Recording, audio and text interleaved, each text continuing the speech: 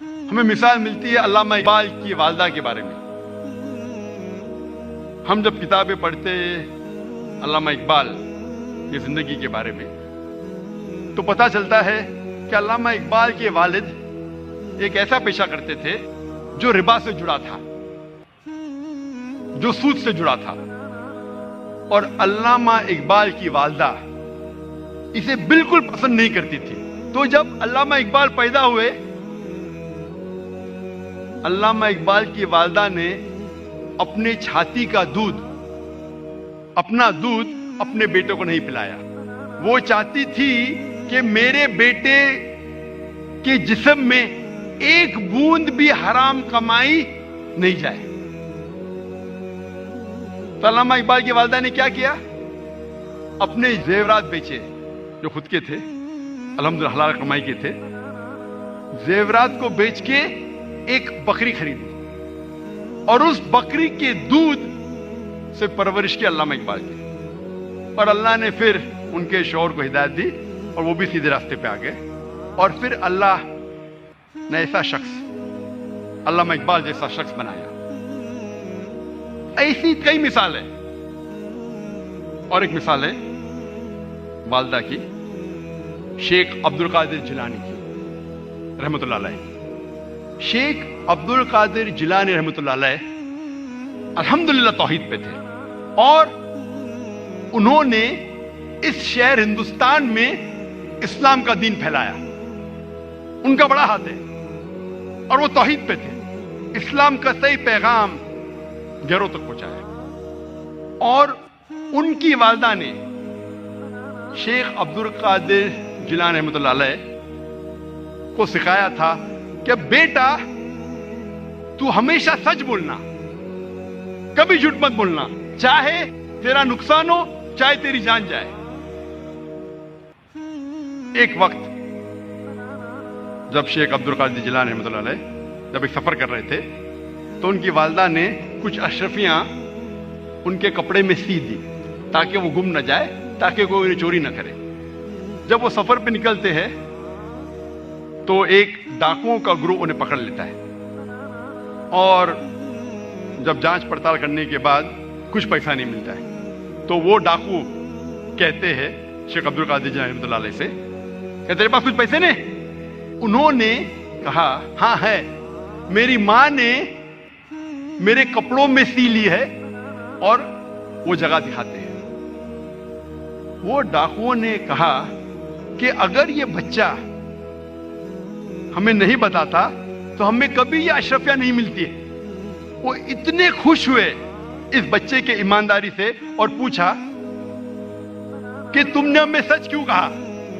تو اس نے کہا کہ میری ماں نے مجھے سکھایا ہے کہ کبھی جھوٹ نہیں بولنا، چاہے میری جان جائے.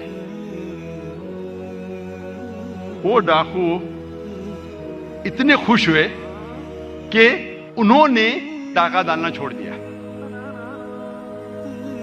ایسے کئی مثال ملتی ہے. جب تاریخ پڑھتے ہیں ہمیں مثال ملتی ہے. تاریخ پڑھنے کے بعد امام شافعی رحمۃ اللہ علیہ کی والدہ وہ یمنی تھی، اور ان کے والد قریش تھے، اور بچپن میں ہی ان کے والد کا انتقال ہو جاتا ہے. تو ان کی والدہ جدوجہد کرتی ہے اور امام شافعی رحمۃ اللہ علیہ کی پرورش کرتی ہے.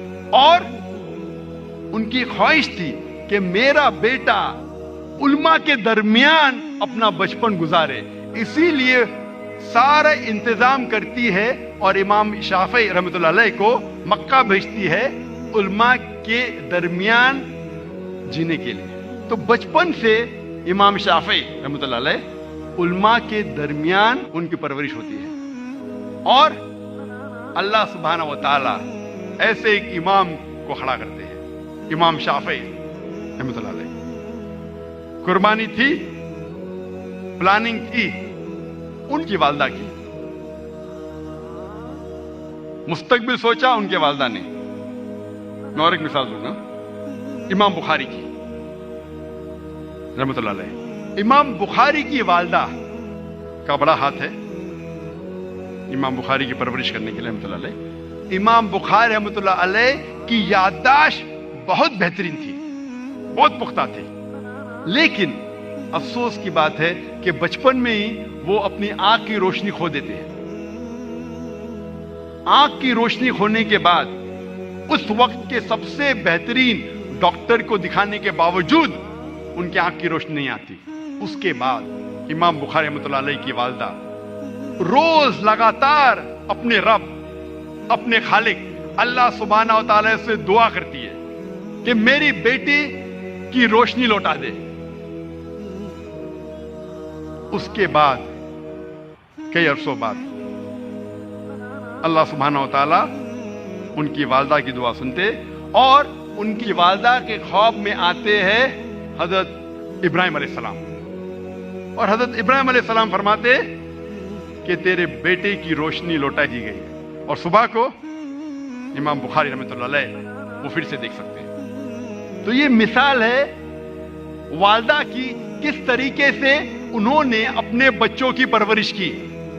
ہمیں ہمارے بچے کو تعلیم دینا چاہیے، ایک ایک بچے کو ایسی تعلیم دینا چاہیے کہ وہ دین کے قریب آئے اور اپنا دین پھیلا سکے، اور اس کی ذمہ داری ہے ہم والدین کی۔